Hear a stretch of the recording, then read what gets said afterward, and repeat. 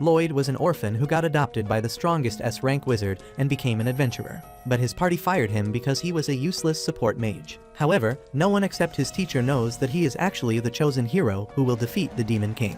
When Loid was just a boy, his hometown got destroyed because of the Demon King's attack. However, he survived, and an S-rank adventurer wizard named Merlin found him. She seemed to have lost someone precious in the battle against the Demon King too, and to cope up with her loss, she decided to adopt Loid and take him as her disciple. Merlin takes him to her house, and the very first thing she does is create a fireball out of thin air. She tells the awestruck Loid that if he can't create fire using magic by evening, he can't have dinner. Loid keeps trying hard to create flames, and as soon as he succeeds, he excitedly runs to show it to his teacher. Merlin sarcastically tells him that he did good before blowing out his tiny fire and then roasting him medium rare, saying that he still has a long way to go.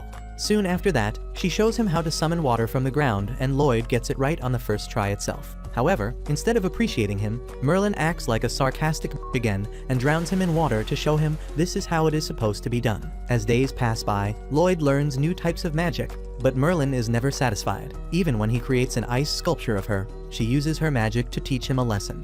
She controls the sculpture and grabs Loid before increasing the size of the statue, telling him that he lacks skills. She then breaks down the sculpture and Loid falls to the ground. Being the naive boy he is, he believes Merlin fully and promises to work hard to overcome his lack of skill. A few days later, Merlin gets a terrible hangover and Loid uses his magic to heal her, and the first thing she does after getting up is hugging and thanking him. The very next moment though, she drags him outside to practice magic. Time passes, and one night, Merlin is looking at some ancient texts with a disturbed and painful expression on her face.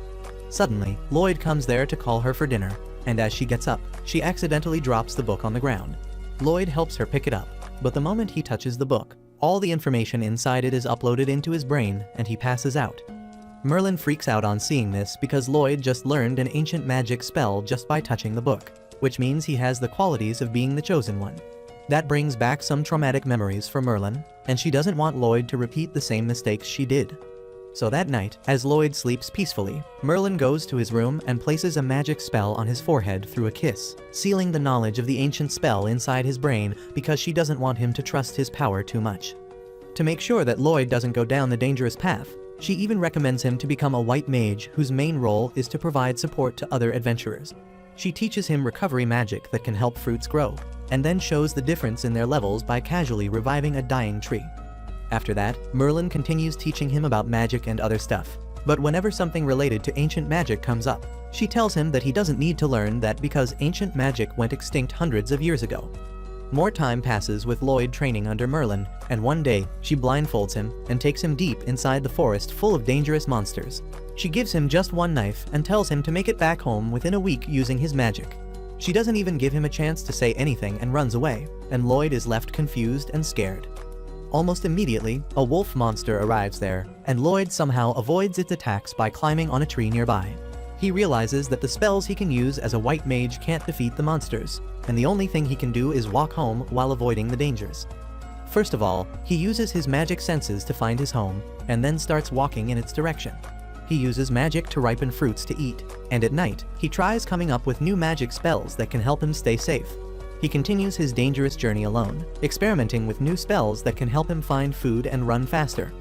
The next day, he almost gets gobbled up by a spider monster, but thanks to his spell that makes him run faster, he is able to get away safely. Loid doesn't stop using the spell till he reaches home, and as a result, he collapses from exhaustion right in front of the door. Time passes quickly and Loid grows up to be a teenager, who gets curious about the outside world when he finds a magazine about the city nearby. Merlin's attitude around him has changed as well, and instead of dragging him to practice magic, she pulls him out of his daily chores to create new types of magic spells. She comes up with new ideas at the most random moments and makes him pull all-nighters consecutively to help her make those ideas a reality. Loid can't handle all that stress, and one night, he decides to run away from home to explore the world. The next morning, Merlin finds his room empty with just a magazine about the city on the desk, and she realizes that her little boy has finally grown enough to enter his rebellious phase. Meanwhile, Loid reaches the city and gets swept up in its momentum. He spends the small amount of money he has on food and wonders how can he earn more, when a recruitment notice for an adventuring party hits his face. He doesn't even notice that someone was watching him and decides to try his hand at becoming an adventurer. The first mission he takes after joining the party is fighting a cyclops, and he is thrilled because he has never seen anyone fight such strong monsters before. The cyclops is pushing back Alan, the leader and main DPS of the party, and he asks their healer to cast a healing spell on them. Loid decides to help out as well by instantly casting a support spell over all his party members, but none of them even realize it. The archer quickly shoots an arrow into the monster's eye, blinding it, and as it tries to take the archer out, the tanker named Riina rushes to block the attack. She is shocked because she feels almost no weight behind the punch, and in the meantime, the mage of the party binds the cyclops, giving Alan the chance to finish it with one slash. Because of this, Alan becomes a star overnight and people begin hailing him as a hero. On the other hand, Loid is completely neglected and gets only loose change as his payment because he is D-rank white mage. He accepts that amount because he thinks he is only worth that, and when Alan says they should toast to their success, he quickly excuses himself because he doesn't drink. The girls are pissed because he refused Alan's offer, but he doesn't actually mind because he doesn't consider Loid a member of their party. He says that all white mages are useless, but they still need one to comply with the guild rules, and it doesn't make a difference if it is Loid or anyone else. Riina, however, thinks that there is something no one is paying attention to, and she is quite curious about Loid. On the other hand, the guy keeping tabs on Loid turns out to be Merlin's informant, and he gives her constant updates about her student. Merlin says that she is not worried about Loid as long as he doesn't get too arrogant, and the spy will ask her if she regrets what happened in the past. Merlin bites her lips as she recalls the day she fought against the Demon Lord with her party led by hero Sybil. The Demon Lord could not win against them, so he decided to self-destruct instead, destroying an entire city with him. Hero Sybil used the ancient magic to revive all the people who died because of the Demon Lord's attack, but he had to sacrifice his life to do that.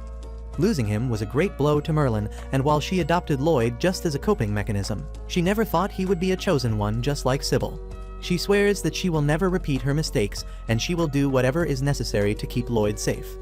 Back in the city, Alan quickly becomes a big shot after slaying powerful monsters thanks to Loid's support. Of course, no one notices this except Riina, who only has a faint idea about it. One night, Alan receives a request from the soldiers to defeat some golems that are killing their troops near a patrol point. Alan quickly takes up the offer, thinking that it will be quite easy. He takes his party to the patrol point, and Loid uses his magic search to find that they need to enter the waterfall to fight the golems. Once inside, Alan fights the golems, but a summoner keeps creating new ones each time.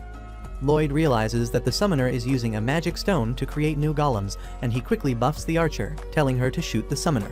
She obeys him, and her arrow somehow curves around a pillar to hit the summoner in the chest. Loid then orders the wizard to teleport the magic staff to him, and he immediately seals it as well.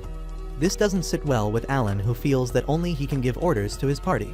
He then decides to focus on the golem, and Loid warns him to step back, because the golem is out of control after losing its master. Alan doesn't listen to him and charges ahead, and Loid has to use a special magic to catch up to him and save his ass from getting squashed by the stone giant. Alan gets angry at him, and just then the golem powers down, giving him the chance to destroy it. Once the mission is over, Alan immediately fires Loid, saying that he is useless and always hides at the back. Loid, who has been gaslighted all this time into believing that he has skill issues, accepts the decision without fighting back. He tries searching for another party to join, but there are no vacancies and he feels disappointed. Luckily, a girl is looking for a free white mage urgently, but the receptionist tells her that it will be hard to find someone who can meet her conditions. With no other options left, the receptionist points at Loid, and as soon as the pink-haired bitch confirms that he is an unemployed white mage, she drags him along with her. Turns out that the pink-haired girl Yui is a member of an S-rank adventure party, and they recently went out to hunt some bandits. Their teamwork and superior strength allowed them to easily defeat the bandits, and they cornered the boss too, telling him to surrender. However, the boss decided to pull out his secret move and summoned a giant stone golem to fight against them. Yui's party realized that it was resistant to magic and weak physical attacks wouldn't do much against it either. So she decided to face it herself, being the strongest damage dealer of her party. She dashed towards the golem and striked it with her full power, but she could only leave a scratch on the golem's body. She had to back away and dodge the golem's attack, and then she asked their party's white mage to buff her up. The white mage seemed to be lost in her thoughts, and it took her a second to process what Yui had just said. Luckily, she was able to cast a spell to increase her strength in time, allowing Yui to defeat the golem with her next attack. After they arrested all the bandits, Yui went to talk with the white mage Clum, who apologized for spacing out earlier because it could have cost Yui her life. Yui told her not to think too much about it. because she knew that Clum was dealing with some serious personal issues at the moment. She asked her about how everything was going at her home, and then Clum suddenly handed her resignation to Yui, because she needed to take a break to look after her sick sister. That leads us to the present moment, where Yui eagerly grabs Loid's hand and drags him to her base. Her party members take a moment to process that she found a white mage because they were sure that she would fail. Yui then introduces Loid to everyone, but she doesn't even know his name yet. After that, she introduces her party to him, which includes Daggaz, the shield user, Cross, the archer, and Silica, the mage. Lastly, she introduces herself as the swordsman and the party leader, welcoming Loid to their party. Loid asks her when did he consent to joining the party, and Yui is taken aback because she didn't even realize that she never asked him the main question. Daggaz and Silica understand that she eagerly dragged this stranger to the base without explaining everything, and they apologize to him for that. After that, they turn to Yui, telling her that even if she found a white mage, he can't replace Clum, and they should give up on their current quest. Yui gets upset on hearing this and says that their client asked them for help, and they can't turn them down like this. Loid asks them why don't they let another party take the quest, and Daggaz tells him that it is not possible because they are dealing with an A-rank quest. Only parties ranking A and above can take on such quests, but currently, all A-rank parties are out of town, and only they can accept this mission because they are an S-rank party. Loid is shocked to hear that he is standing in front of S-rank adventurers, and he really wants to help them, but once again, his low self-esteem makes him believe that he is too weak to be of any use. However, Yui suddenly speaks up on his behalf, telling her party members that they should at least give Loid a chance to prove his abilities before they rule him out. She takes him to the woods to show his skills, and Loid feels nervous, thinking that he is going to disappoint everyone here.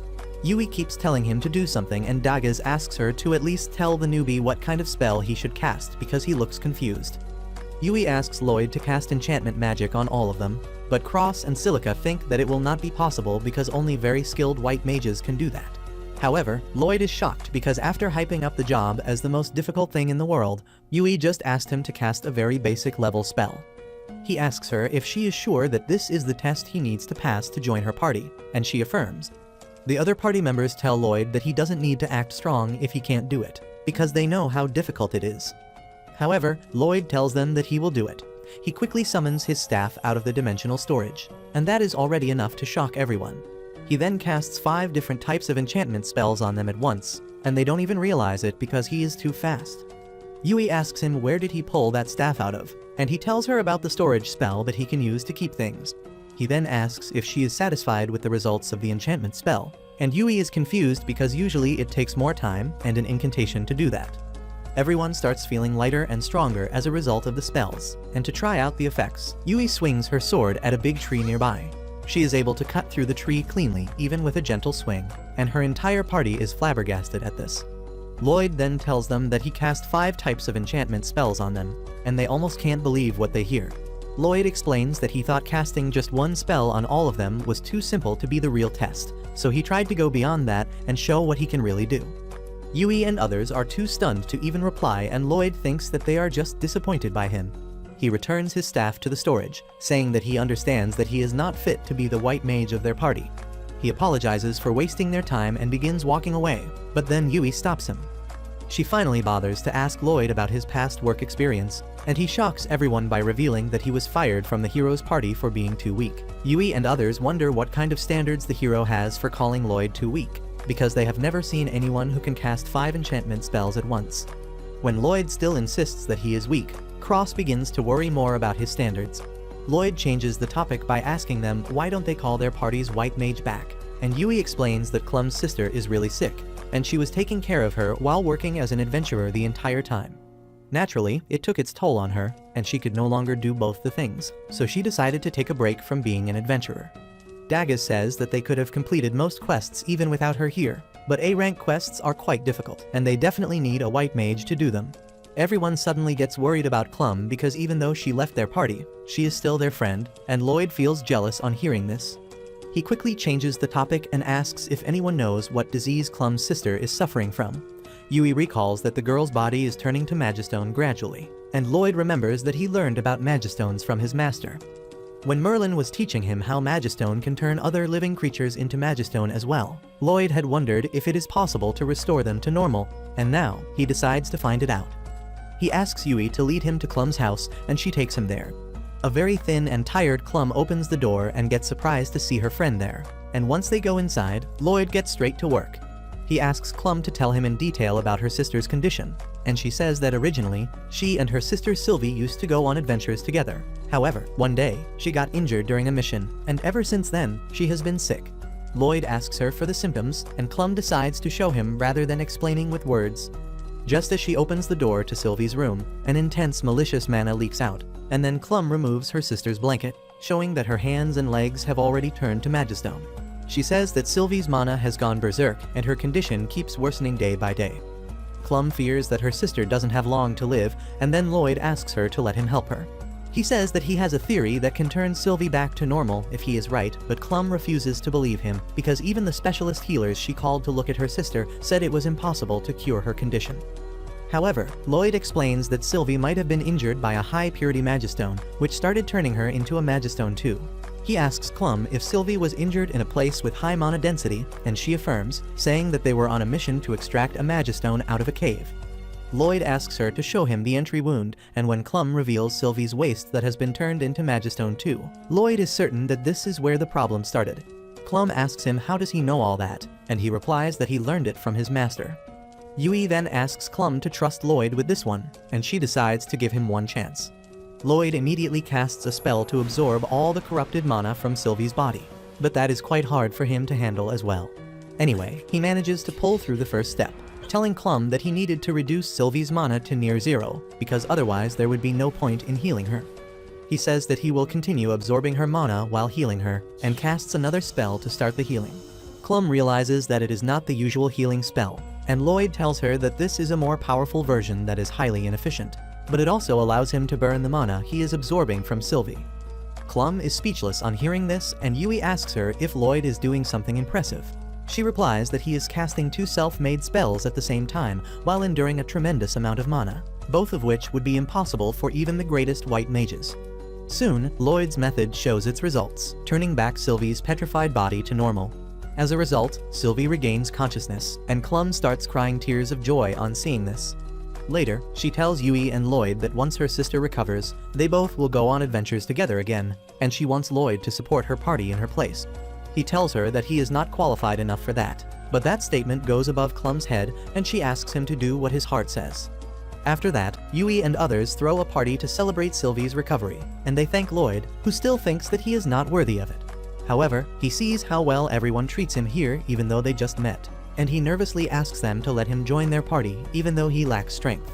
Everyone is pleasantly surprised by his change of mind, and they gladly welcome him to their party. After that, they throw a welcome party for Loid, and tell him to eat as much as he wants because they are going to cover the bill tonight. Loid starts eating like he has never seen food before, and his new party members are quite amused to see that. They ask him if he was so hungry, and Loid tells them that the food in this town is really amazing. That is another shock to everyone because the food here is quite average, but Loid tells them that compared to what he has been eating since childhood, the food here has amazing flavor. Yui is curious about his childhood now, and Loid tells her that he used to live with his teacher, who cooked whatever grew in her garden. She collected wild mushrooms sometimes, and other times, she would simply roast meat from wild beasts and then give it to him without any seasoning. Loid says that because of that, he learned to cook, but even then, he could never make food as good as this. Yui doesn't even care about food at this point, and she is more curious about the person who taught Loid magic. She asks him to tell her more about his teacher, and the other party members also join the bandwagon. Silica asks if his teacher is also a white mage, and Loid says that she is more of a combat-oriented mage because he often saw explosions when she was working alone. Silica is amazed that someone who is not a white mage trained Loid so well, and he agrees that Merlin is beyond amazing.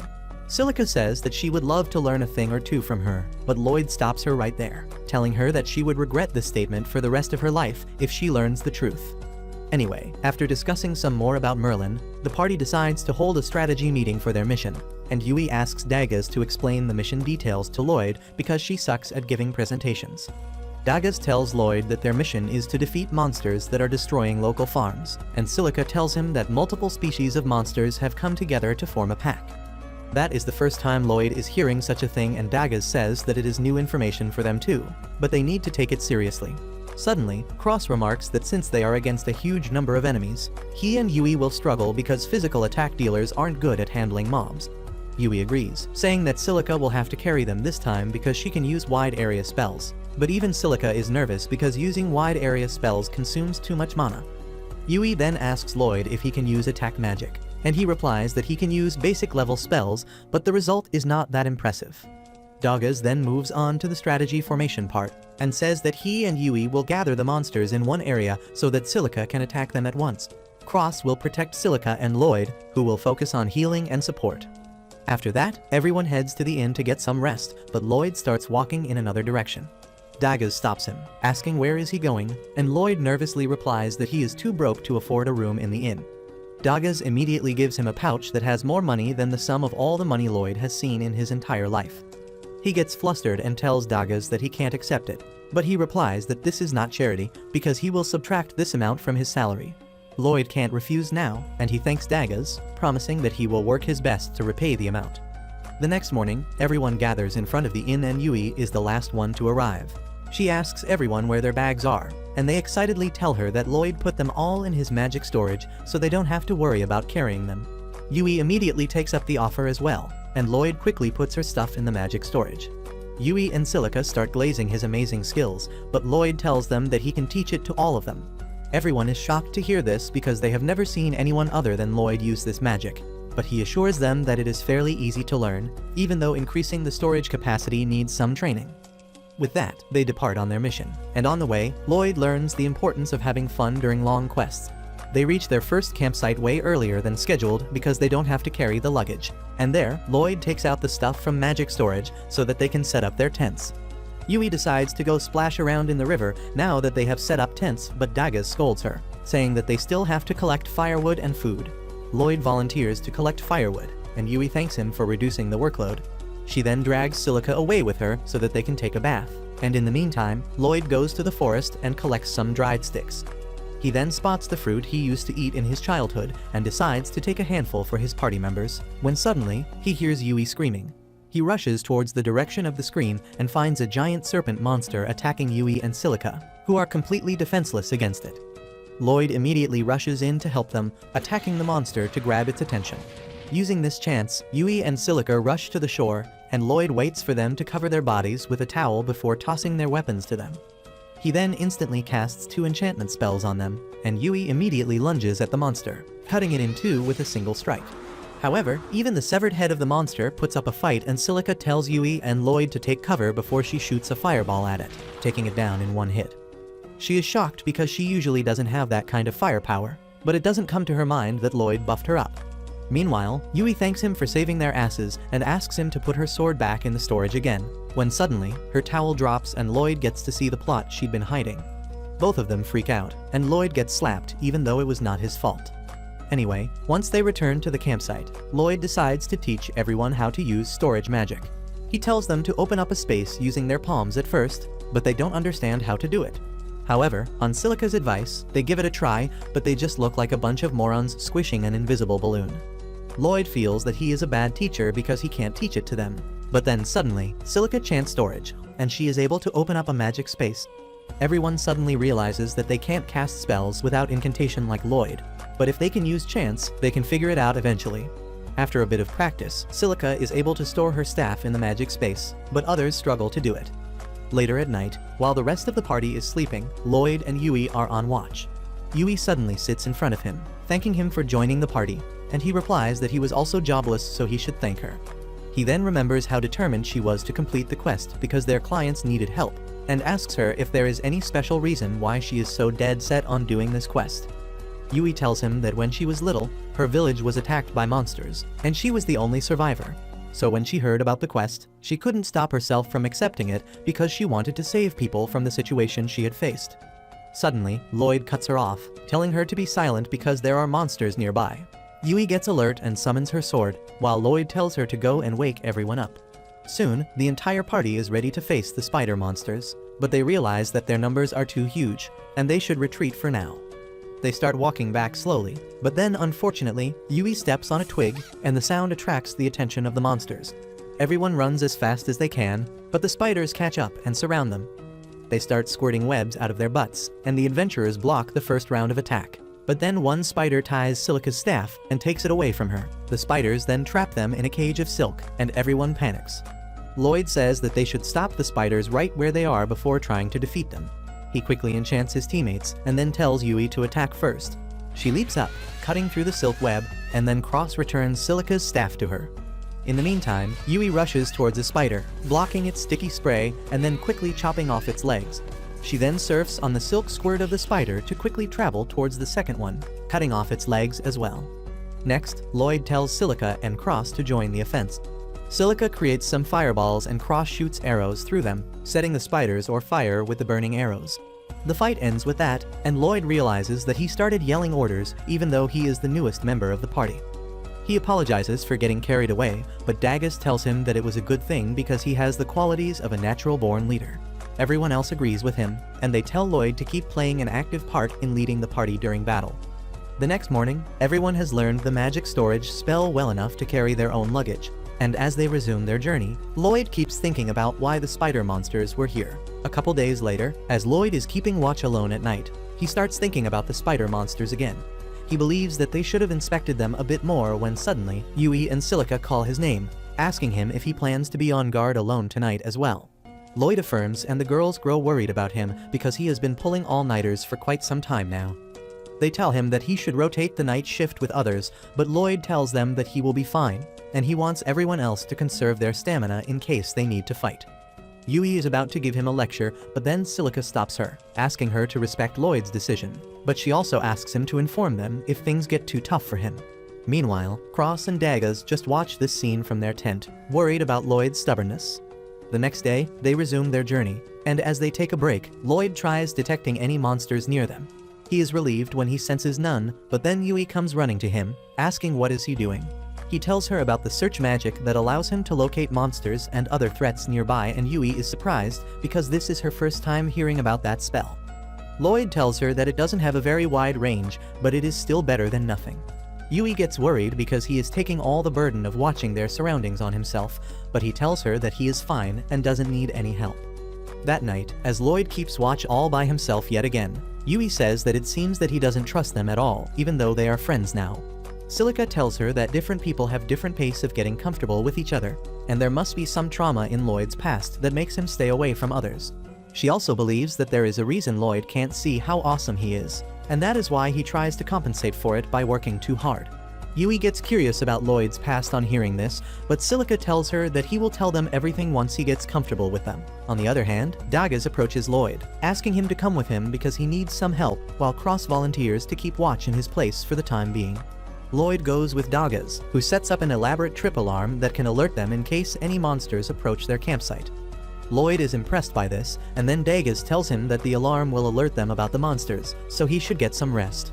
Loid says that there is no need for that, and he can do a better job than this alarm, but then Dagas suddenly confronts him, asking if he doesn't trust the party. Loid replies that he trusts them, but Dagas tells him that his actions seem to say otherwise. Loid remembers the words of Merlin and his former boss, both of whom told him that he was inexperienced and useless. He tells Dagas that if he doesn't work hard, he may cause problems for others, but Dagas confidently tells him to cause troubles for them in that case. Loid doesn't understand what he means, and Dagas explains that they formed a party to handle things as a team that they couldn't handle on their own, and obviously, everyone causes some problems sometimes. He asks Loid to rely more on his team, and that is the first time the dimwit has heard of that concept.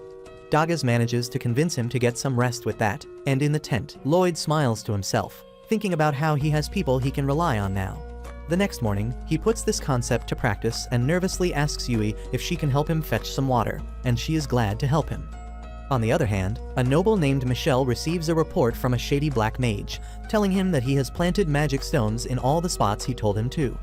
Michel is pleased to hear this because now they can succeed in their plan without much difficulty, and the mage adds that their previous plans have scattered the high-ranking adventurer parties around, and they won't be able to interfere with their plans. However, the hero's party is still available, and they may be an obstacle in their way. Michel replies that they can't do anything about that because the hero's party only moves when they get command from the king, but he believes that the hero alone won't be able to stop what is coming next. Back in the forest, Loid and his party find it odd that there are no monsters near them at all. Loid decides to widen the range of his search spell, and he is able to locate a group of monsters 10 kilometers ahead. Cross remarks that it must be really close to the farms they are heading towards. But before Loid can tell him the details, Yui jumps into the conversation, asking Loid if he can really search things in a 10-kilometer radius. He affirms, and she goes mad because the other day he told her that his range isn't that big. Loid tells her that 10 kilometers is not that big, and Yui starts screaming at him. But then the other party members tell her to focus on the bigger problem for now. They rush towards the location of the monsters and find that they have already reached the farmlands that they were supposed to defend. They are shocked by the incredibly huge pack of wolf monsters, but Loid is more worried because this was the only place that he could find monsters in. He wonders where the rest of the monsters have gone, and the rest of the party finds that strange too, because monsters usually don't leave their territory. While everyone is wondering about the reasons, Cross spots something really strange in the middle of the wolf pack. The others can't see it because they don't have eyes as sharp as him, so Loid uses a spell to give himself telescopic vision. Thanks to that, he is able to see a strange black rock in the middle of the wolf pack. He then casts the same spell on other members of the party, and they can see the rock too. Dagas remarks that it looks like a magistone, and Silica says that the black aura around it is worrying. Loid says that it must be the mana releasing from it, and then he realizes that the mana feels familiar to that of the beast folks. He remembers that Merlin once told him that beast folk have a special spell that allows them to control monsters, and the magistone seems to be doing the same thing. Loid immediately casts his search spell again, and he notices another huge group of monsters approaching them. He now understands that the magistone is the cause of all their problems, but he still can't understand the reason behind that. The party members think that they should escape for now, but Yui refuses, saying that the monsters will destroy the fields if they go. Dagas also agrees that escaping in this situation won't be easy for them, but Silica doesn't think that they can win this fight. Suddenly, Loid declares that they should fight, and he is confident that they can win if they follow his plan. He says that they need to get rid of the magistone first and asks Cross if he can shoot it. Cross is not confident he can break it from this distance, but Loid tells him it is fine as long as he can hit it. Cross takes his aim, and then Loid puts 3 enchantment spells on him, thanks to which, his arrow is able to shatter the magistone. Cross asks him how he did it, and Loid replies that he enchanted him, his bow and his arrows, which is just standard for someone like him. But everyone else is shocked because normal white mages can't enchant people and weapons at the same time. Just then, they notice the wolves fighting amongst each other because once the magistone was destroyed, their natural ferocity returned. Loid was counting on this, and he remarks that the first part of his plan is successful, but unfortunately, the monster horde coming towards them has not stopped yet. Soon, the monster horde comes out of the forest and Silica stands in front of the crew all by herself to attack them. The monsters begin coming dangerously close to her, but Loid waits till the last moment to give her the command to attack. She immediately creates a fire tornado that wipes out all the monsters coming towards her, and everyone is surprised because they have never seen this kind of firepower before. Loid asks Silica to keep blasting the monsters with wind and fire magic, and then he goes to Cross. Since the fire from Silica's attack has created a lot of smoke, the flying monsters have been blinded, but they are also hidden from them. Loid first connects his senses to Cross using telepathy, and then relays the location of the flying monsters using his search skill. Once Cross can see where the monsters are, he shoots them all down without missing a single shot. Loid then runs back to Silica for the final part of their plan, but she tells him that she is all out of mana. That is no problem for Loid as he becomes a walking power bank and shares his mana with her. He collapses because he gave her a bit too much mana too suddenly, but he tells Silica not to worry about him and cast a spell to make it rain. Silica does as he says, and the rains quickly put out the forest fire, preventing it from spreading beyond their control. However, she also runs out of mana with that and falls to the ground, but Dagas catches her. Yui tells her that she did great, and now she and Dagas will deal with the leftovers.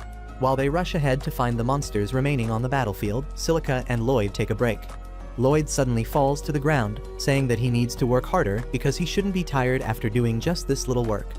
Soon after that, Yui and others deal with the remaining monsters, but as they return to check up on Loid, he tells them that they need to head to the nearby city, because his instinct tells him that this place was just a decoy, and the real target is the city of Ishtar. Everyone is confused at this, and Loid pulls out a crate of mana potions from his storage dimension. He chugs a potion as he explains that the whole mission was a trap to send high-ranking adventurers out of Ishtar to weaken its defense. Cross remarks that Ishtar has the Heroes Party as well as the Night Order, so it won't be easy to take its defenses down. Dagas, however, believes that Loid's theory makes sense. Yui decides to head back to Ishtar immediately just in case, and Loid casts a buff on the entire party just as he finishes his mana potion. He then tells Yui that they should start immediately and begins running towards the city. Everyone is shocked on seeing how fast he is, but as Yui tries to catch up to him, she finds that she can also run faster than I show speed now. The rest of the group follows them, and they are not really surprised when Loid tells them that he boosted their speed so that they can reach the city quickly. Meanwhile, Michel is doing some paperwork in his mansion when suddenly, the demon General Grist appears there, telling him that his army is ready for action. Michel is pleased to hear this, and the two men discuss how easy it was for them to send an army to the city of Ishtar without anyone noticing, thanks to the powers of a beastfolk girl they kidnapped. Michel says that they will keep using her powers for their benefit in the future, and Grist leaves that matter to him. On the other hand, Loid and others are rushing towards Ishtar, and they take a break to catch their breath. They are confident that they will reach Ishtar quickly at this rate, but Silica is worried that Loid might be getting tired because it is really hard to maintain enchantment magic. He replies that it is hard for people who are not used to it, but his teacher basically forced him to use it a lot, and he developed a habit to cast enchantment spells for a long time. He tells her about the time Merlin threw him into a forest, and since he couldn't beat the monsters, he simply ran away. That forced him to develop new and more efficient spells to stay fast. He says that the training was hellish, but since Merlin scolded him a lot for having trouble with it, he must have just been bad. He believes that this is a regular training method, but Silica and Yui tell him that it is not normal at all. Loid's dumb thinks that his training was even weaker than regular training methods, and he decides to train even harder. The girls can't even tell him how wrong he is, and then Dagas and others get refreshed to resume their journey. Loid casts the speed increase buff on them and then uses his search magic as well to make sure there are no monsters nearby. They resume the journey with that, but then Loid suddenly stops, forcing everyone to crash on him. They ask him what the hell is wrong with him, and he replies that his search skill detected something, but it is not a human or a monster. He has a bad feeling about it, so he tells everyone to go on ahead without him while he checks out the source of the uneasy feeling. However, Yui tells him that in case it turns out to be something dangerous he can't handle on his own, he will need their help, and he agrees to that. They soon reach a hut and Loid is now sure that he can sense demons inside it. The party is shocked to hear this because demons are found on the other side of the mountains and they should not be here. Loid says that demons are banned from entering human territory, so they shouldn't be here, but everyone else reminds him that they have been ignoring the ban and attacking humans for the past few years. They ask him why is he acting like he didn't know this, and Loid tells them that he doesn't have any memories of his childhood, because he was adopted right after the war ended. Everyone gets worried that they might have triggered some bad memories, but Loid assures them that he is fine. Cross says that they need to return to the city and report this matter to the knights urgently, but Loid says that they should gather some more information first. He feels the same energy from the demons as they felt from the Black Magistone earlier, and everyone gets alert on hearing this. Loid says that if these demons are really planning to attack Ishtar, their investigation becomes even more important. Yui agrees with him because if they don't do anything, Ishtar might be in danger, and everyone agrees with her. They get close to the house, but there is no one inside.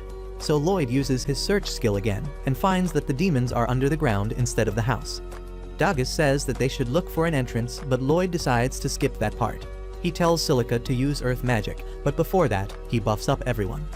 Silica then creates a sand pit in the ground in front of them, causing the roof of the underground tunnel to cave in on the demons trying to perform a ritual.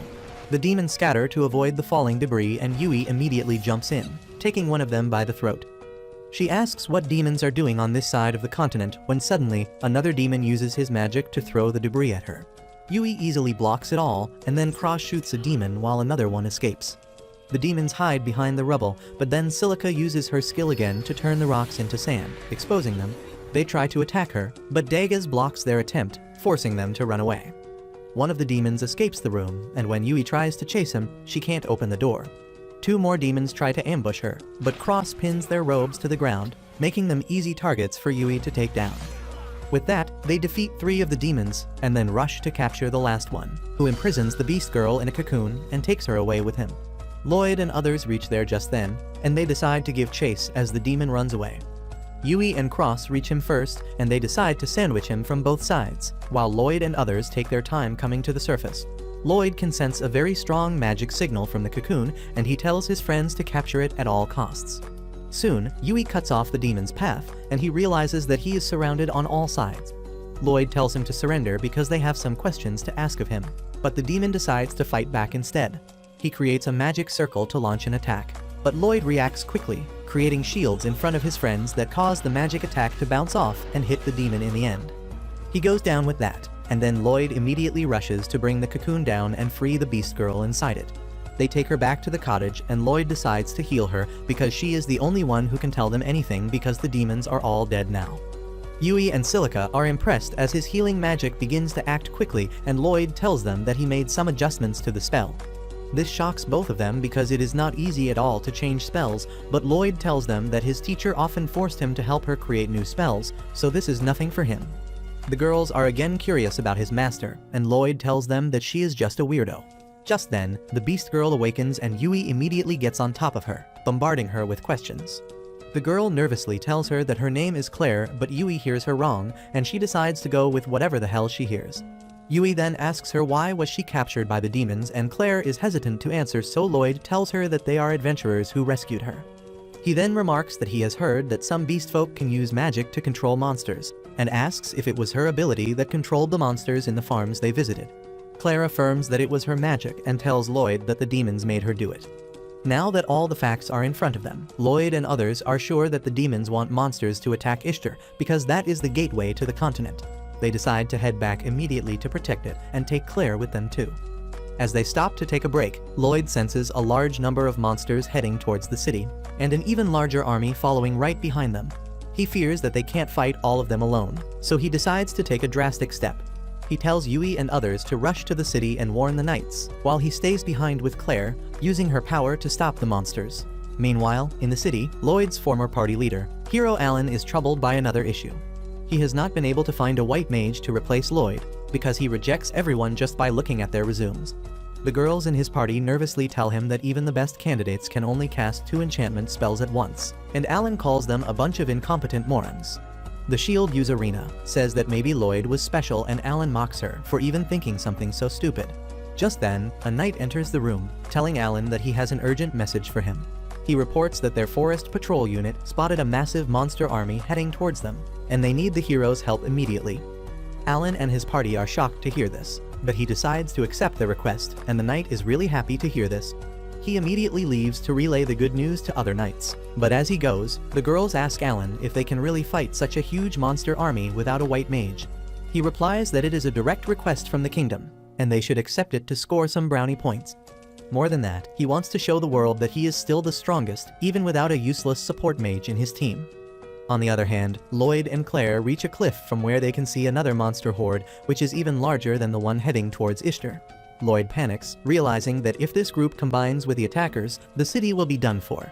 He says that they need to defeat them here somehow, and Claire asks if there is a way to stop them without killing them. Loid is surprised by her request, but Claire says that these monsters are just innocent creatures whom the demons brainwashed by stealing her power. She feels partially responsible for this too, and that is why she doesn't want the monsters to get hurt. Loid realizes that Claire is a true animal lover who cares even about monsters, and he promises to find a way that can stop the monsters with the least amount of harm. Claire gets really happy at this, and then Loid looks at the monster horde before asking her if she can send them back home using her power. Claire is not confident that she can command all the monsters, and Loid tells her that he will increase her mana capacity and spell efficiency. Claire decides to give it a try, and steps ahead. Loid gets ready to buff her up, but she is unable to cast her spell because of the interference of a dark device in the forest. Back in the city, Alan has reached the Adventurers Guild, and he mocks the adventurers gathered, calling them too weak for the job. The adventurers are offended by this, and then Alan's girls tell him that all rank and above parties are out of town. He mocks them even more, and one guy gets ready to throw hands. His friend stops him because they shouldn't fight the hero, and luckily, the guild master arrives before the situation worsens. He says that they are here to fight monsters and not each other, and Alan scoffs as he gets up to declare his plan. He says that their mages will start the fight by firing their most powerful spells to kill as many monsters as they can, and after that, he will lead the knights and other fighters to hold back the monsters while the mages recharge their mana. Alan believes that a bunch of monsters won't be a problem with his brilliant strategy, but the other adventurers wonder if he was dropped as a child. Alan notices their dissatisfaction and asks if they have something to say. A mage nervously says that they don't have enough power to kill a bunch of monsters in one hit, and others agree, saying that even killing one is a pretty big order. Alan yells at them, saying that this is the bare minimum they should be able to do, but then the mage of his own party says that she is not so confident either. She claims that the power of her spells has been decreasing recently, and she can't do powerful attacks like before. Alan yells at her, asking why did she hide it from him all this time. and the girl timidly tells him that she is not the only one because everyone else in the party has also felt their performance decline ever since Loid was kicked. Alan loses his temper on hearing this, asking why did they betray him by staying silent for so long, and Rena tells him that they didn't betray him, he just didn't notice because he grew complacent ever since becoming a hero. She says that he has not even trained in a bit, so that makes it even more pitiful that he hasn't noticed a change in his strength. The crowd is aghast to learn that Alan has not been practicing, and he calls Rena a bitch for ratting him out. He tries to punch her, but she easily blocks his ass attack, making him lose even more aura in front of everyone. He runs away in embarrassment and his girls follow him, but Rena stays behind. The other adventurers panic because they can't win against the monsters when the hero is this weak, but Rena tells them to calm down because she will assume the command. She declares her intentions to leave Alan's party because he is no longer fit to be called a hero, and she will fight alongside all of them. Everyone is relieved to hear this, and Rena says that their best chance at survival is to find the white mage named Loid. Meanwhile, Loid and Claire find a black magistone, which is the thing that is blocking her spells. Loid tells her that they found this magistone in another location as well, and this is what's controlling the monsters. He says that they need to destroy it, and Claire says that there must be multiple magistones nearby, because the horde is too large to be controlled by just one. Loid asks her if she can detect the magistones, and she replies that she can only do it when they are close to her. That is enough for Loid, and he uses his search magic and sense-sharing spell combo to find the location of other magistones quickly.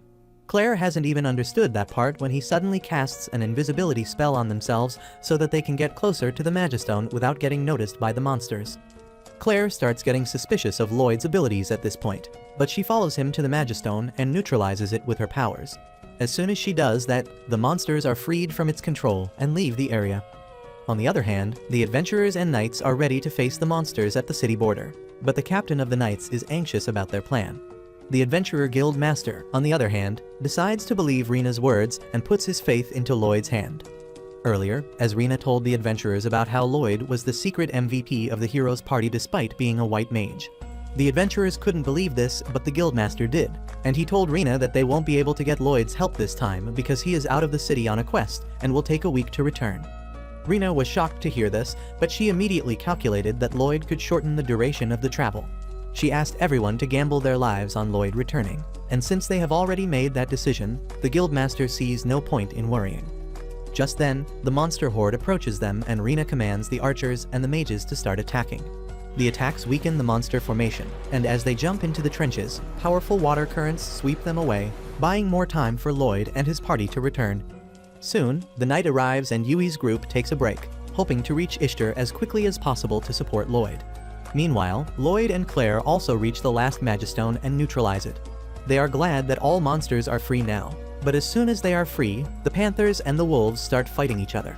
They knock over the magistone, hitting Claire and disrupting her invisibility.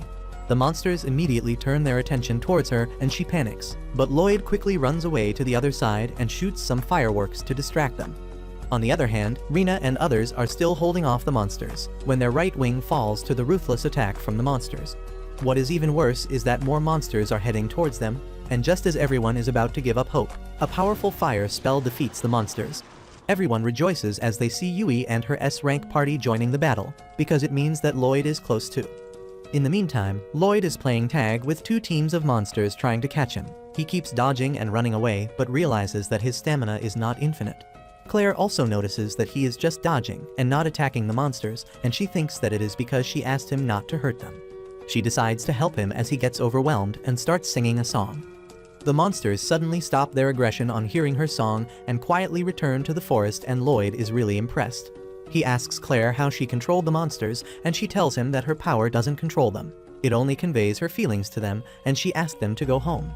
Loid thanks her for saving her life and says that they should return to Ishtar now, where Yui's party has given a new hope to the defense forces. However, even with their help, the monsters quickly overpower the humans. Rena also gets injured during the fight, and soon after that, the monsters break through the defense formation entirely. Everyone gives up hope, but just then, they hear Claire's sweet song that is being played at full volume thanks to Loid's support magic. Her magic suddenly pacifies the monsters, and they head home without attacking any human or another monster. Everyone is surprised by this, and Loid tells Claire that her amazing magic saved many lives here. However, the battle is still not over as a group of giant rock golems head towards the city, and Loid decides to stop them at any cost. On the other hand, the mastermind of the monster invasion, Michel, is sipping wine and thinking that Ishtar might have already been destroyed by now. Just then, his servant comes in with urgent news and Michel thinks that it is the sweet news of their victory. However, the servant tells him that the monster horde has retreated and scattered instead of attacking Ishtar. Michel can't believe this news at all, and he demands an explanation from his servant, but the poor fellow has no idea himself. Meanwhile, Claire tries to use her skills on the golems as well, but that doesn't work and Loid realizes that the demons must be interfering. He decides to meet up with his party to discuss what they should do next and enchants himself as Claire so that they can run fast. They run straight through the horde of golems who notice them and try to attack them. They jump to the side to stay safe and then approach the trenches set up by the soldiers. Loid suddenly grabs Claire by her waist and jumps over the trench and then some. Everyone is impressed by his enchantment magic, and they realize this is the guy Rena wanted them to trust. As soon as Loid lands on the ground, his party is there to greet him. He tells them that it is all thanks to Claire that the monsters are retreating, but now they have to deal with the golems. He suddenly falls to his knees, and his friends get worried that he is too exhausted after casting support magic non-stop. Loid, however, tells them that he will rest only after the battle is over. Just then, the guildmaster comes there to greet Loid, and he is surprised to see a furry with him. Loid asks him to take Claire to safety, and the guildmaster orders the knights to look after her. He then says that Loid is their only hope to win this battle, but Loid doesn't know who put this idea in his head. Just then, Rena comes there and tells him that Alan is not participating in the battle. Loid is surprised to hear this and Rena explains that Alan clashed with the adventurers at the guild earlier and abandoned his duties. Loid can't believe he left the people of this city in danger despite being the hero, and Rena says that he doesn't even deserve to be the hero. Suddenly, she starts groaning in pain because she is injured, and Loid quickly heals her injury completely. The guildmaster is really impressed by this, but Loid collapses again. Rena helps him get back on his feet and then tells him that as long as he was in their party, they felt invincible, but once he left, they realized they were just above average. She says that she should have realized it earlier and stopped the others from kicking him out, but Loid doesn't believe he is anything special. Luckily, he doesn't have enough time to yap about how weak he is because the golems reach the front lines just then. Everyone gets ready to fight and decides to charge straight at the golems, and Loid yells at them to stay back because the golems are not ordinary. However, he is too late, and the knights find out about the golems being enchanted as their swords snap on hitting them. The golem hits the knights away, and Rena immediately takes charge of the battlefield again. She commands the magicians and archers to attack the golem from a distance, but their attacks don't do any damage. The golem crosses the trench, pushing the soldiers back, and everyone starts to panic. Loid decides to cast buffs on everyone, but his friends tell him it might be too much for him. Loid says he can handle it and casts 2 enchantment spells on all people according to their needs. However, that exhausts him even further, and he thinks that the magic effects won't last for too long. He tells his friends to hurry up and finish the battle, and Yui immediately climbs on the scaffolding to tell everyone about the incredible buffs Loid has cast on them. She says they can easily win this fight now, but the knights have a hard time believing her. Just then, a golem attacks them and they panic, but Rena comes in clutch and saves their ass. Following her lead, Yui attacks the golem, destroying it. Rena uses that to advertise the strength of Loid's enchantment magic, and she tells everyone that they are much stronger right now. Everyone immediately verifies it and their confidence soars through the sky. Loid asks his friends to support everyone, but he is feeling really weak now, and the guild master takes him to a place where he can rest. Meanwhile, Cross begins leading the archers to shoot the fireballs to land double damage on the golems. Dagas and Silica also fight on the front lines, taking down multiple golems with her powerful magic. The fight continues and soon, almost all the golems are destroyed. Yui sets her eyes on the last one remaining, but another adventurer tries to get the jump on her. However, as he strikes the golem, his sword shatters and everyone realizes that Loid's spells have reached their limit. Everyone gets scared and runs away as the golem approaches the city gates, but Yui stands in its way. However, just as it is about to attack her, Rena tackles her to get her to safety and Dagas blocks the heavy attack. Loid realizes that they can't win on their own, so he uses the last bit of his power to enchant Yui's sword. She sees this and asks Rena and Dagas to support her. They combine their strengths to block the attack, and then Yui attacks the golem, destroying it with one slash. Everyone starts celebrating their victory that they once thought was impossible, and Loid finally gives himself the chance to relax, passing out immediately. On the other side, the demon general Grist reaches Michelle's castle to complain about his utter failure. Not only did they fail to destroy Ishtar, even Claire was taken away from them. However, he doesn't find Michel there, so he destroys his office instead, and swears to end his life the next time he sees him. Back in the city, Loid wakes up after a day of sleeping soundly. Yui comes to check up on him, and he begins and crying that he fainted because he was weak.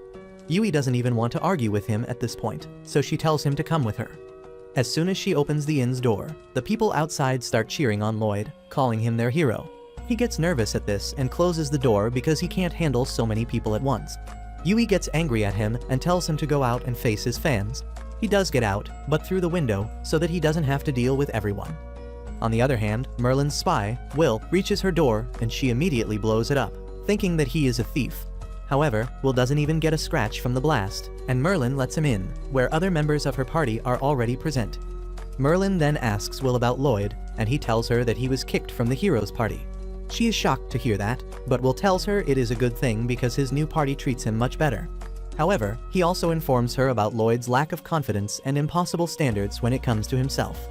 Merlin knows she is to be blamed for that, but she doesn't want him to repeat the mistakes that she did in the past. Back in the city, Loid is hiding from the crowd because he doesn't understand why they are chasing him. His party finds him and tells him that everyone is just grateful to him because he saved the city. Loid doesn't think he deserves such attention, but everyone tells him that he should have a bit more confidence in himself. Following their words, Loid decides to greet the crowd, but he still doesn't think that he deserves all this attention. He tells the people that they should give more credit to the knights and the adventurers, but they themselves give all the credit to him. They call him the hero of Ishtar, and Loid decides to do his best to get used to this treatment.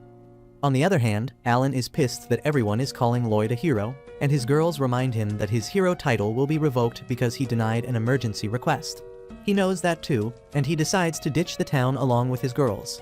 Back in Merlin's residence, everyone has a drink, because today is the day their friend hero Sybil sacrificed his life to kill the Demon King and save the people who got caught in the crossfire. Will then suddenly drops the bombshell on everyone, telling them that the demons are on the move again, and they tried to use beastman magic to make monsters attack Ishtar. He suspects that they are trying to revive the Demon King, and Merlin panics because that would erase everything Sybil sacrificed his life for. Others tell her to calm down because they need to do what they can to ensure that the world remains safe. A few days later, Loid, along with his party, is summoned by the city lord. A young man comes to take them inside, and they find Claire already waiting for them. Everyone is glad to see her and ask if the Lord summoned her too, but the young man tells her that she is his special guest. He then introduces himself as Lord Abel, the guy who runs this domain, and no one can believe it because they thought he was just a servant or something. Silica says that it is common knowledge that the Lord has ruled this territory for over a decade, and Abel looks too young for that. He replies that he has got the same anti-aging DNA that Ash Ketchum has, and Loid remarks that even Merlin is the same. Abel says they will talk about it some other day, because right now, he has something more important to discuss. He reveals that Claire is actually the second princess of the Fora's empire where the beast folk live, and Loid can't believe it. Claire affirms this, and everyone else is also surprised to hear the truth. Abel says that Claire's power to control monsters is quite unique, and if it falls in the wrong hands, it can lead to disaster. That is why the Empire has been searching for her, and now that she has been rescued, they are going to take her back home soon. Abel says that he wants Loid's party to escort Claire to the royal capital where the beastmen will come to take her, because he trusts they can face any enemy, even demons. Though it is unusual for adventurers to guard members of royalty, everyone understands that they need to keep Claire's identity a secret, and they agree to become her bodyguards. 10 days pass after their journey starts, but they are still not near the royal capital yet. Cross complains that the capital is really far, but Daggaz reminds him that they are taking the longer route on purpose to stay safe. Yui, on the other hand, is not bothered by the long journey at all. She is more interested in hitting the hot springs that are in the next town, and she asks Claire if she has ever been to them. Cross finds her relaxed attitude annoying, but Silica says that her cheerful attitude makes the journey bearable, and it is also good for Claire to have some new experiences.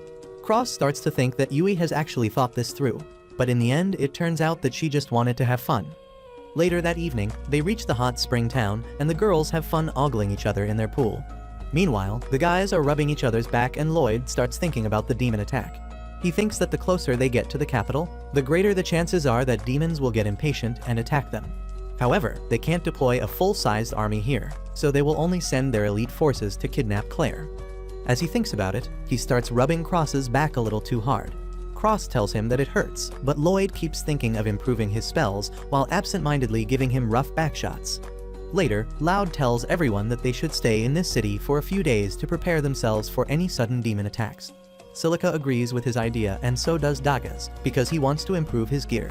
Silica says that she will also experiment with new skills and Cross says that he is fine either way, but he can use this time to do some maintenance on his bow. With that, Yui decides that they will stay in the town for a couple of weeks, and Loid is determined to grow even stronger to help his friends. The next day, Dagas begins searching all the weapon shops one by one to find the right gear for himself. He is disappointed no matter which shop he tries, and he doesn't know what to do. Just then, he spots Yui and Claire who are just enjoying their break. Dagas tells them that he wants a new shield but can't find a good replacement in any weapon shop.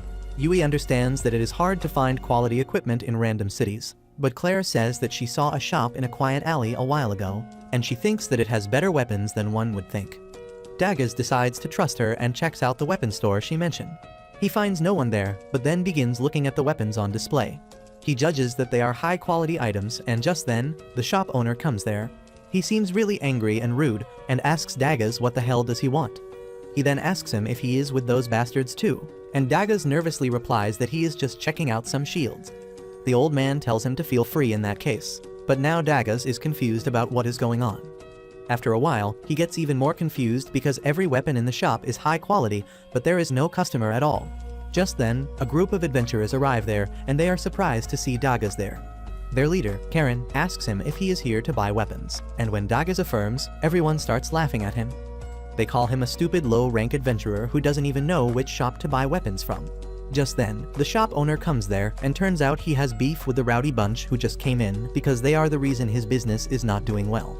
Dagas steps up for the old man, asking if these guys are some kind of takeover gang, and everyone says that he must be an outsider because everyone here knows about the A-rank adventurer Karen.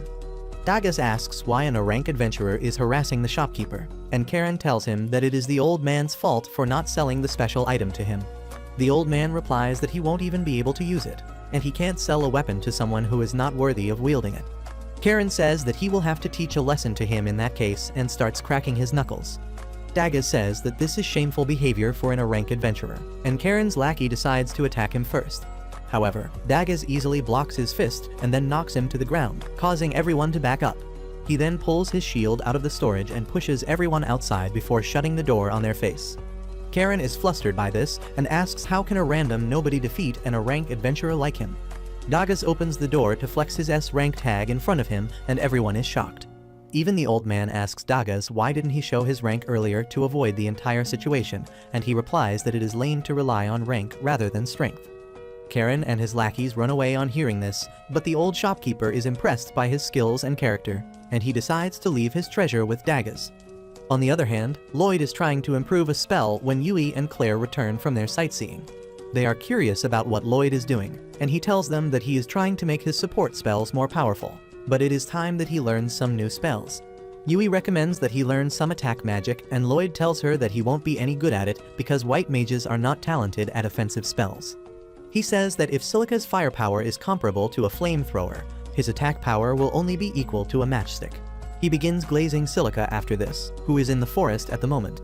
She relaxes in the embrace of nature, and then begins thinking how their last mission would have been a disaster if Loid was not around. That is why she wants to grow stronger, and she starts working on creating a new and more powerful flame spell. However, she can't master it even after multiple attempts, but she is not ready to give up yet. Back at the inn, Yui says that she has known Silica since childhood, and she has always been hailed as a genius with an enormous amount of mana. However, that is not the only thing that makes her so powerful as a mage. Yui remembers the time she saw Silica practicing her aim relentlessly despite failing badly every time, and she says that the most special thing about her is that she never gives up until she achieves her goal. Silica displays that same commitment and determination in her current practice as well, and she keeps trying her new spell until she manages to cast it successfully. However, as she gets excited because of her success, she slips and the spell goes out of control once again, ending in an explosion. Silica gets drenched after falling into the pond, and she is disappointed at her clumsiness. She decides to head back home for today, when suddenly, she hears something approaching her. She gets ready to fight in case it is a monster, but surprisingly, it is just Dagas. Dagas tells her the story about what happened at the shop, and how the old man pulled out a legendary shield made from the most durable materials in the world to thank him. He said that no ordinary person could use it, but still Karen and his minions come to pester him about it each day. The shopkeeper told Dagas that he could possibly use the legendary shield, but before he gave it to him, he had a condition. He wanted Dagas to investigate the mysterious explosions in the forest that were terrorizing the people in the city. He wanted him to find if there was a monster or a demon behind the explosions and stop them to earn the shield. And that brings Dagas here. Silica is not happy being compared to a monster or a demon, but Dagas tells her to look at what she did. Silica turns around and is horrified when she finds that the entire lake has evaporated as a result of her spell. Anyway, Dagas takes her to the shopkeeper to tell her that he resolved the problem, and Silica apologizes profusely before telling him that she repaired the lake with her magic. The old man just laughs at this and says that it is all good since no real damage was done. He then tells Dagas to take the shield as per their agreement.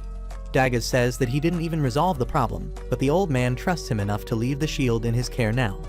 Dagas accepts the shield and later, he shows it to his friends. Silica also tells them that she created a new spell, and everyone is excited on hearing about their progress. Loid wants to catch up to them, and even Cross starts feeling pressured to improve. However, Yui tells them that there is no point in hurrying things and they should do things at their own pace. The next day, Cross decides that he also needs to do something to get stronger because Dagas and Silica have already produced results. He has already done maintenance on his bow and is training hard as well, but he knows that it is not enough to make him improve suddenly.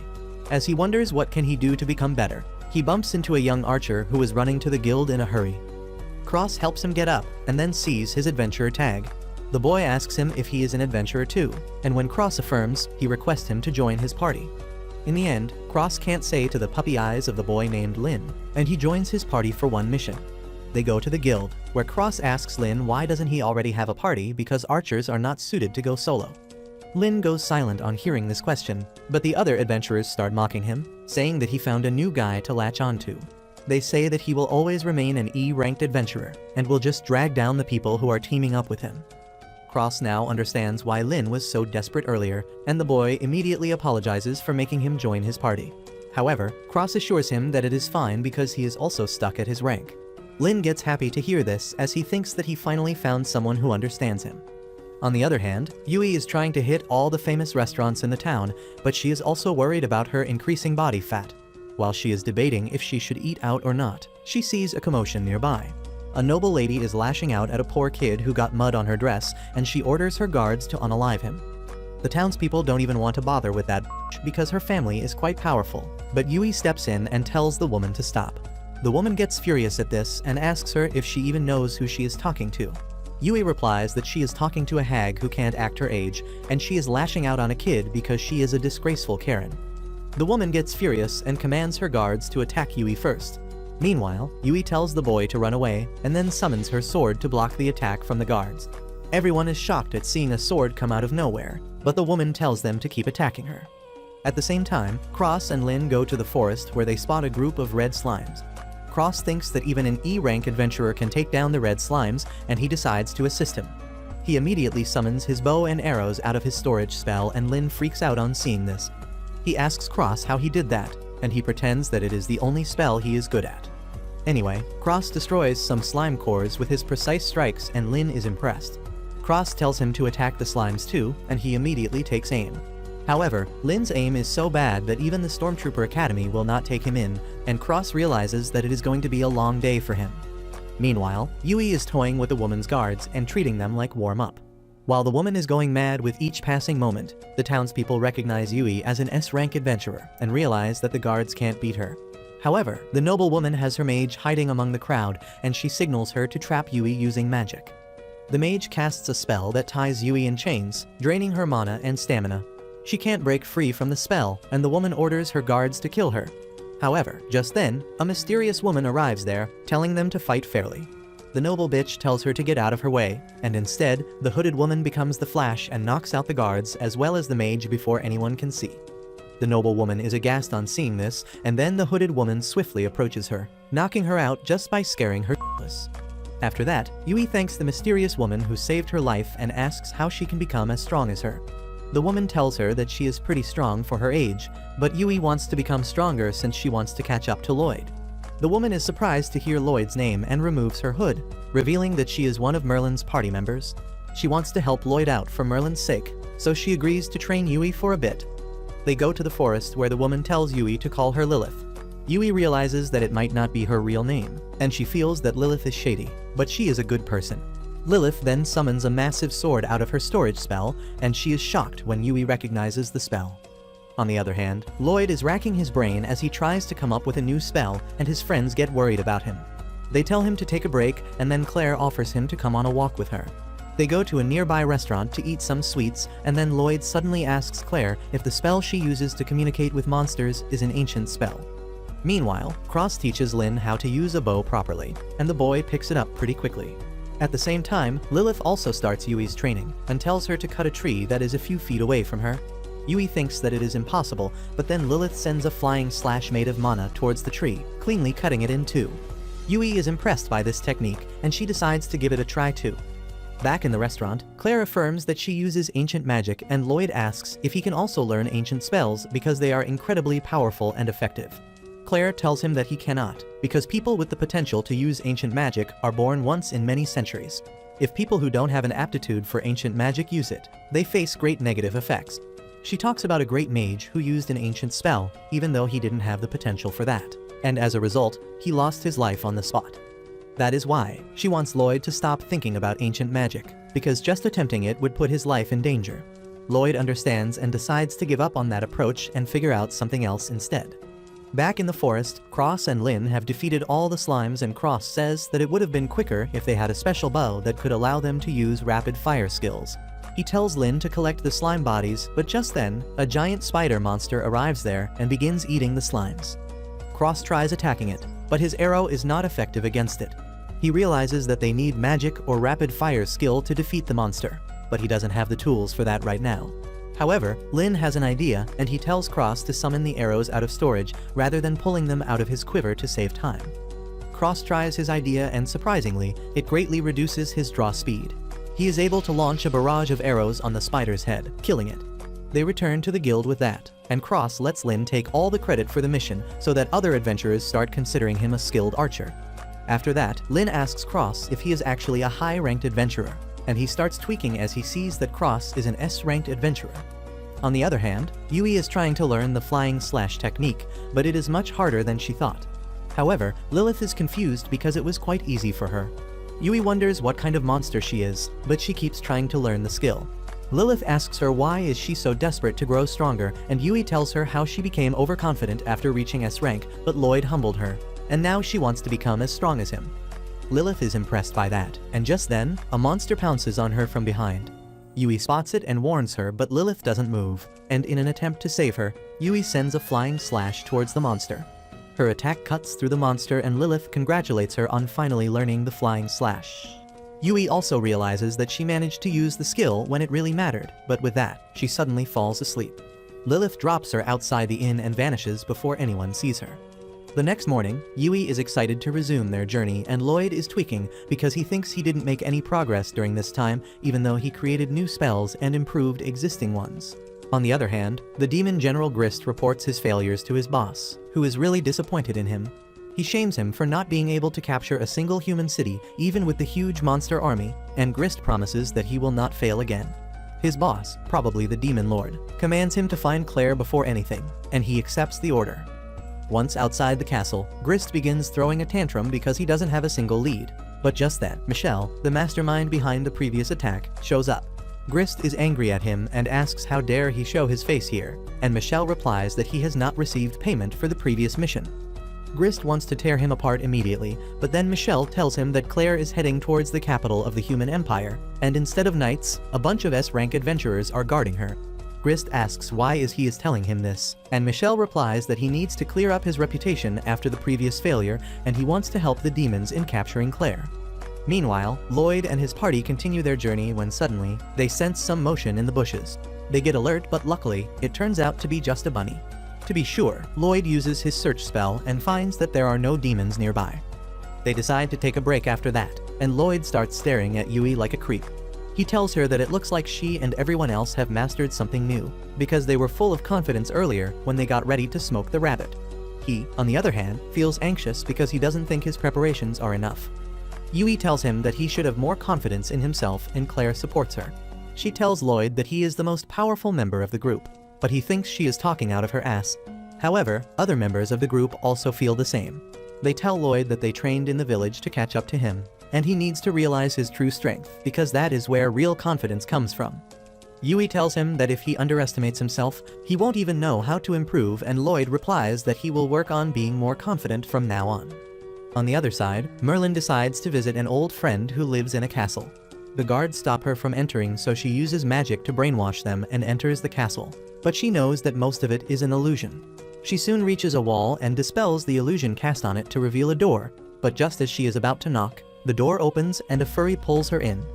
Merlin asks the furry named Ryon how did she know she was here, and she replies that she could smell her magic power. Anyway, Merlin gets to business and inquires about the Demon Kingdom. Ryon tells her that the son of the previous Demon King's son runs the magic kingdom of demons, but they can assume that this generation of demons is not as strong as the previous one. After that, Merlin starts praising Ryon's research, but she believes that Merlin is much more amazing because she can cast magic without incantation, and she invented many new types of spells by studying ancient magic. However, Merlin is not here to talk about herself. She pulls out an ancient magic book from her storage spell and asks Ryon to analyze it. She wants to know if they can use this half-book to seal the Demon Lord, which makes Ryon worried because that means the Demon Lord can revive. Back in the forest, Loid and others decide to be more careful because it is about to get dark soon. Loid decides to do one wide-range scan of the area, but something interferes with his spell. Suddenly, a thick fog starts filling up the area unnaturally, and when Silica tries to disperse it with magic, she finds that she can't even summon her staff. Loid remarks that it seems the work of demons who are manipulating the mist with magic to prevent them from using their weapons. They immediately start running towards the village to get out of the fog, and Yui says that if the demons are blocking magic with the fog, they won't be able to find them either. Loid replies that they might have some hidden means to find them, and even if the demons fail, there is the danger of monsters attacking them. At the same time, Ryon finishes analyzing the book, and she tells Merlin that it still has traces of magic left behind by their friend Sybil. Merlin gets bittersweet feelings on hearing that, and she says that it is the final message of Sybil. She then asks Ryon if she remembers the orphan named Loid whom she adopted, and reveals that he once touched the book and turned out that he is compatible with ancient magic. That makes him a chosen one, just like her and Sybil. Ryon says that it is still not easy for people to use ancient spells until they hit the peak of their profession, and Merlin says that she trained Loid hard so that he would become powerful. However, she failed to understand his emotions, and he ran away from the house to become an adventurer. She states that right now, Loid is escorting the Beastman princess to the capital, and she came here to see him again because she misses him terribly. On the other hand, Loid and his friends reach the village, but it is also covered in fog. Loid amplifies Silica's magic power so that she can summon her staff, and once she gets it, she uses a wind spell to blow away the fog, revealing a gang of demons standing in front of them. Claire immediately recognizes Grist as her kidnapper from the last time, and he tells Loid and others to hand over the girl to him because he has use for her. He sends his wizard underlings to attack first, but now that Loid and others can use magic, they summon their weapons and get ready to fight. Yui sends flying slashes towards the enemies to take them down, and Silica attacks them with fireballs. Cross climbs on a watchtower and rapid fires arrows to take down the wizards before they can put up their guard. Meanwhile, Grist walks towards Claire unbothered by anything, and when Cross tries to shoot him, his arrows just bounce off. Even Yui's flying slash is useless against him, and Grist simply charges towards Claire. Dagas blocks his punch with his legendary shield, and Yui uses this chance to attack his exposed back. However, her sword stops at a distance away from Grist's back, almost as if he has copied Gojo's Infinity. Loid realizes that he is releasing magic power to make it work as an invisible armor, and Grist decides to deal with him first because he seems the smartest guy here. He jumps up to attack him, but Silica attacks him with her new spell. Even that doesn't do much damage, and Grist moves behind Loid and others while the smoke clears. His underlings close in on them as well, but as everyone panics, a huge wave of ice sweeps through the street, freezing all the wizards but sparing Loid and others. It was cast by a beastman who is here to save Claire, and he is not the only one assisting Loid's party. The green-haired spy named Will is also there, and he confronts Michelle, who is behind spreading the fog. While the two of them talk more and fight less, the beastman climbs down from his perch and heads towards Claire. He declares that all adventurers are useless, but he will give them a pass this time since they kept Claire safe. She immediately runs towards the guy and introduces him as her childhood best friend and the ice crystal hero, Syrian. Yui has heard about Syrian and his foul manners, and his behavior only proves that the rumors about him being a mannerless brute are true. However, he folds whenever Claire scolds him, and the girls get a bit curious about their friendship. Just then, Grist breaks free from his ice prison, and everyone gets ready to fight him, but Syrian tells them to stay back because he will deal with this bastard himself. He kicks the ground and sends an ice wave to freeze him, but Grist breaks free of that easily. He kicks some ice crystals towards Syrian, who catches them easily and launches an intense attack on him. While Grist initially evades all the attacks, he starts having trouble as the battle goes on. Syrian goes batshit crazy with his attacks, but Loid thinks that he is not fast or skilled enough to stop Grist from counterattacking. Suddenly, he notices that Grist is taking cold damage because he is not using his magic armor. This makes him realize that something is fishy, and he warns Syrian to be careful. However, this arrogant douchebag refuses to listen to an adventurer, and that turns out to be his worst mistake. During the battle, Grist was compressing magic in his fist, and once he has charged up enough magic power, he leaps towards Syrian to finish him. Loid immediately warns everyone to take cover, and as Syrio and Grist clash, a huge explosion rocks the place. When the explosion fizzles out, Loid uses his search skill to confirm that all the members of his party are safe, but he can't notice where Claire and Syrian are. He gets an answer to one half of his question, as he sees the unconscious Claire with Grist, who declares that he is going to take her away with him. Just then, a huge floating ship arrives there and Grist grabs onto it and flies away, with Loid and his friends just watching helplessly. As Loid watches Claire getting taken away, Syrian comes out from the rubble. Despite being injured, he creates an ice pillar to take him to Claire.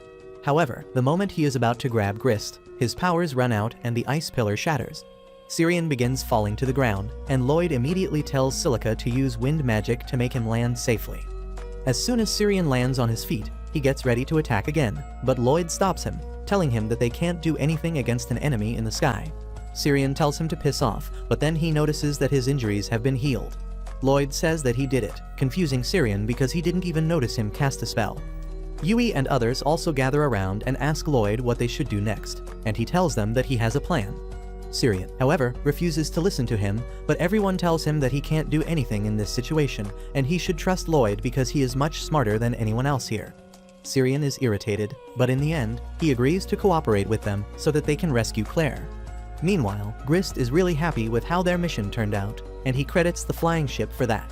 He tells Michelle that he should have brought out the ship during their previous attack at Ishtar City. Michelle replies that he didn't even have the prototype ready back then, but now he has acquired a power source that can move such a giant machine. He then shows the power source to Grist and tells him that it is a fragment of the previous Demon Lord's body. Grist is shocked to hear this, and Michelle explains that the previous Demon Lord blew himself up, but he managed to find a fragment of his body that still contained his mana. He developed a device to extract that mana and use it to power this ship. Grist is not happy that he is using their respected Demon Lord as a battery, but Michelle laughs, saying that he is a scientist at heart and likes to discover new things. Just then, his ship's alarm rings and Michelle immediately goes to the control panel to see what is happening. He finds that Syrian is creating ice blocks and using them as stepping stones to jump towards them, and Loid's party is following in his footsteps. Syrian is really impressed that Loid has created anti-gravity magic, but Loid tells him that it is only a short-range spell and they need the footholds to reach closer to the ship. They soon reach the ship and summon their weapons from storage, but Grist also comes out to face them. He is confident that he can beat everyone just like he did the last time, but this time, Loid casts powerful buffs on everyone. Syrian attacks Grist first, but once again, his magic armor blocks everything. However, Loid sneakily casts another spell on Grist and then signals his friends to attack. Silica sends acidic fog towards him, but Grist just dispels it using magic, and then Yui and others also launch a barrage of attacks on him. However, Grist's magic armor repels them all and kicks their asses once again. He asks Syrian if he thought that he could defeat him this time, and he replies that he knew he couldn't beat him by himself. Grist says that even the entire group can't beat him, and then charges up his magic punch again. He is about to hit Syrian, but Dagas comes forward to shield him. Grist gathers magic in his fist again, but then suddenly, it freezes and shatters. He is absolutely dumbfounded by this and wonders how did he lose his arm when not a single attack reached him. Syrian tells him that it is because of frostbite from the chilly winds surrounding them, and Grist still can't get what that means. Loid steps forward and explains that when Syrian first attacked him, he cast a spell on Grist so that he became unable to feel pain. After that, they just had to tire him out and wait for the frostbite to take over his body. Loid tells Grist that his magic armor is really strong, but it can only protect him from the attacks he can see or sense otherwise. With his pain receptors blocked, he had no way of knowing how badly the cold air was hurting his body. Grist asks how the hell did he even figure it out. and Loid replies that during his fight with Syrian earlier, he saw his hair freezing even though he avoided all attacks.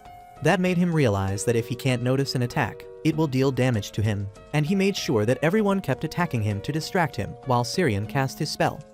Grist is pissed at this, but suddenly the pain nullification magic starts wearing off, and his arm begins hurting. He immediately runs back inside the ship and tries to free the monsters that Michelle is researching on.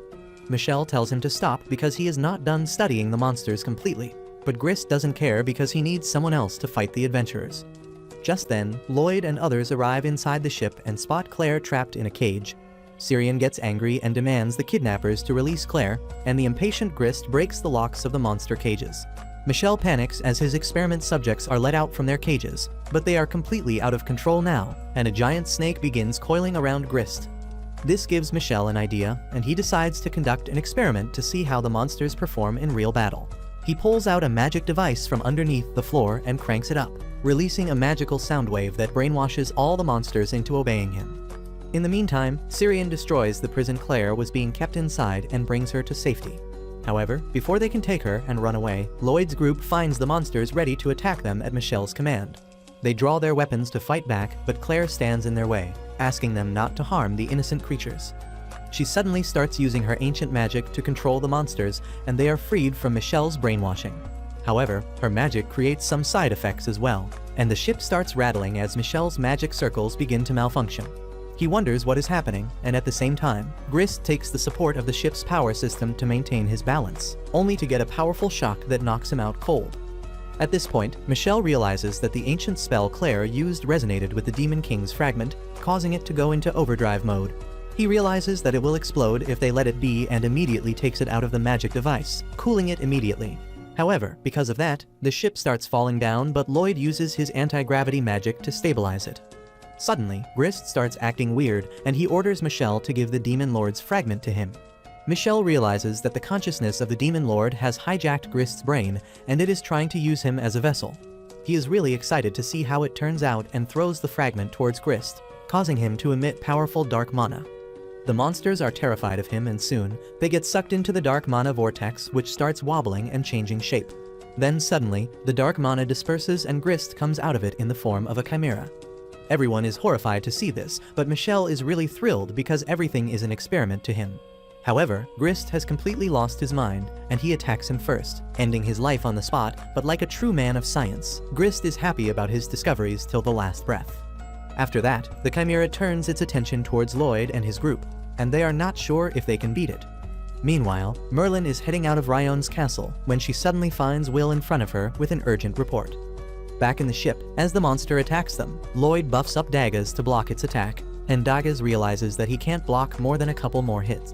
Everyone else decides to evacuate the ship because they are still falling rapidly, but then the chimera jumps over them and blocks the exit.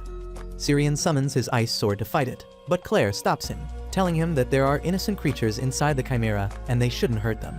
While Syrian is a simp and accepts Claire's request, Yui and Cross start blasting the chimera with their long-distance attacks. However, the chimera breathes fire and wind out of its mouths, creating a fire tornado that deflects their attacks, and Loid starts panicking as he wonders how to get out of this situation alive. But that's where this video ends. Remember to like and subscribe to the channel. Thanks for watching, and I'll see you next time.